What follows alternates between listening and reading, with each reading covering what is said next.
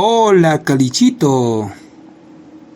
Hoy aprenderemos el tiempo, que en quechua chanca significa Pacha Hawai. Empezamos. Chaupipunchau, mediodía. Chaupituta, medianoche. Chaupiquilla, quincena. Chiraumita, estación seca. Chisi, anoche. Suca, tarde. Sucanta, en la tarde. Jukwata, un año. Jukquilla, un mes. Quilla, mes. Kunan, ahora. Kunan pacha, presente. Cuscan ura, media hora. Llapan punchau, todos los días.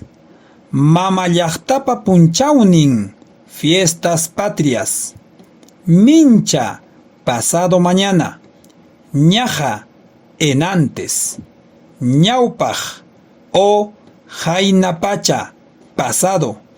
Ñaupajtaraj, o tutallamanta, temprano. Pacha, o ura, hora. Pajarin, mañana. Pajari, o achikyay, amanecer. Pujuymita, estación lluviosa. Punchau, día. Hanchischau, o panas, o simana, semana. Jaina punchau, ayer. Jaina waita, o ñaupajwata, año pasado. Jaininpa, anteayer. Jipapacha, o jayapacha, futuro. Jayaquilla, próximo mes. Jaya simana, o jamuj, simana, próxima semana. Jamuj wata, próximo año.